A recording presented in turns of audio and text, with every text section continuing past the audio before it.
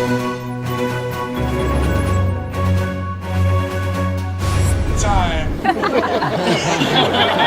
Just that one. It's just that one time. But when that one time comes, who gives a fuck? You should be having fun.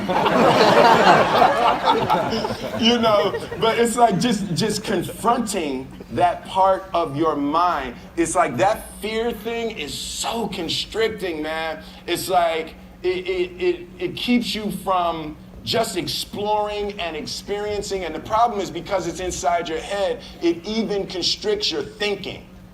You're like, I think a constant and daily confrontation with fear and with your edges is hugely important to maintain creativity, and you know, you can't even see things that you're scared of. Your mind blocks them out. You can't even see them. They become outside of your ability to even add them into the equation. Your mind rejects them.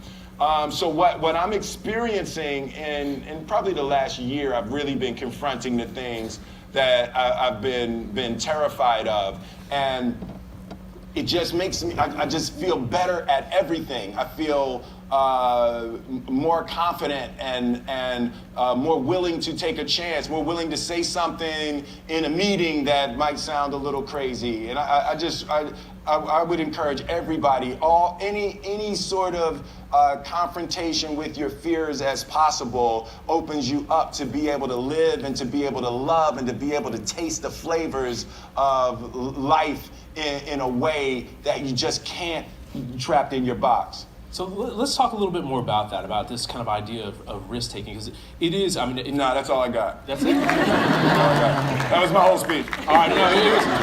I mean, because, and I'm weaving into a little bit to kind of storytelling. I mean, hey, which is what, again, a lot of folks in this room do all the time, and I think, you know, you're giving some strong words of encouragement here about taking risks. But I mean, as you connect those two things, risk-taking and telling great stories, it sounds like to me that that's a big intersection for you, and bringing about this story and kind of how you're kind of conquering some of your fears and facing them live. I mean, what advice do you have for the folks in this room specifically as they're doing that, outside of just do it?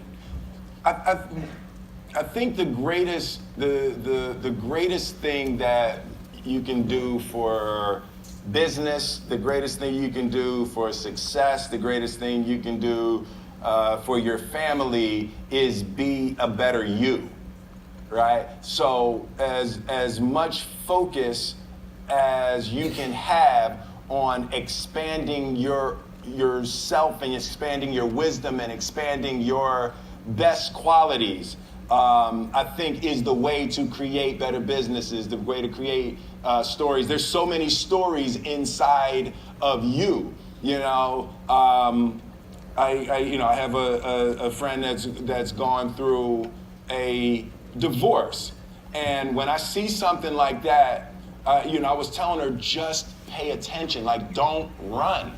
Don't run from the pain. Don't run from the experience. Sit in it and look at it. That's the greatest stories of humanity. Like this, when you figure out how to deal with your pain, how to understand it, and you travel your journey out of it, that's connective tissue to other human beings. That understanding and that comprehension is what is going to make you special in your ability to create in your business. It's like you'll understand human beings better.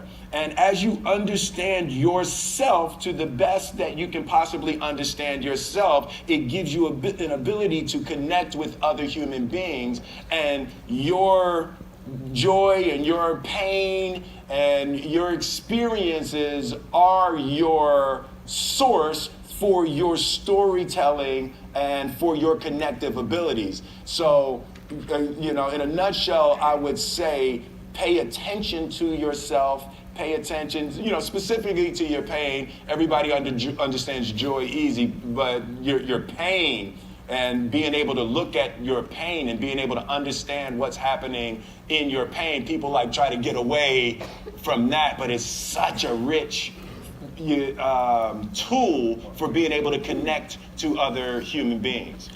I think one thing we were talking about downstairs, which this kind of touches on it a little bit, is just the notion of the truth, right? And the fact that at the end of the